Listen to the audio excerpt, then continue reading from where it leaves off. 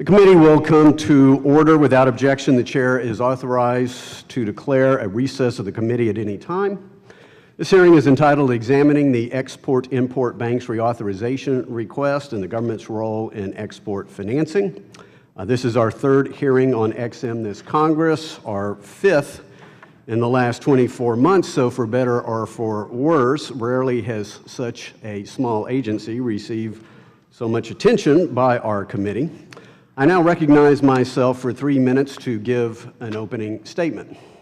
I begin my comments by admitting that Republicans on my side of the aisle are split on the issue of EXIM reauthorization.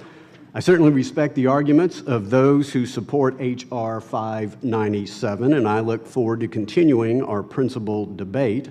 I do understand that one person's corporate welfare and politically driven capital allocation is another person's vital export support program and level playing field.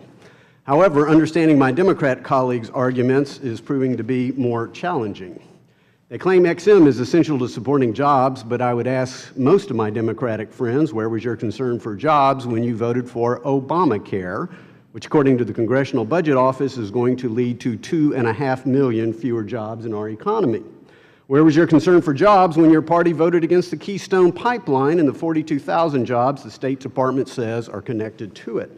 Where was your concern for 45,000 jobs when most of your caucus voted against legislation to advance construction of LNG export products?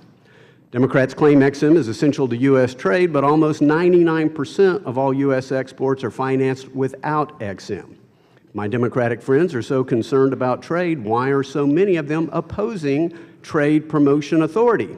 No less a Democrat than President Obama himself says that TPA will create more jobs and expand economic opportunities for middle-income Americans. The National Association of Manufacturers reports that over half of the structural cost disadvantage suffered by American exporters comes from our corporate tax system. Yet few, if any, Democrats support a fairer, flatter tax system, much less reducing our corporate tax rate, the highest in the industrialized world. Now, how many times have we heard Democrats vilify Wall Street banks? Yet the big banks profit off EXIM like few others. The latest data I've seen shows J.P. Morgan Chase received $5.1 billion in assistance, Citigroup $1.5 billion, Wells Fargo $500 million, and HSBC almost $1 billion. They all profit from EXIM, and as far as I can see, they all vigorously support its reauthorization. After all, they have hard-working taxpayers to bail out any Wall Street losses. As one Citigroup managing director recently said, there's nothing that a commercial bank loves more than guaranteed financing, quote unquote. Another Wall Street banker was quoted in the press saying EXIM guarantees are, quote, free money, unquote, for the big banks. By reauthorizing EXIM, my Democratic colleagues are simply throwing Wall Street a big, wet kiss. Just 6 weeks ago, the ranking member asked the question, quote, why is it that the richest of the folks in the businesses in this country who have so many paid lobbyists are able to direct the public policy in ways the average citizen cannot do? Boeing, which receives fully 1/3 of EXIM's support, spent $35 million in lobbying expenses in the last Congress to help keep EXIM afloat. Their top 5 executives made $48.6 million in 2013 alone. The public reports from other top beneficiaries of EXIM, like GE, Caterpillar, ExxonMobil, they all look pretty similar.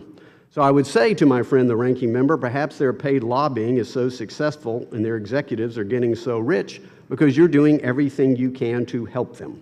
To support a more robust economic growth and economic justice, not to mention equal opportunity for all, it's time to wind down EXIM. I now recognize the ranking member for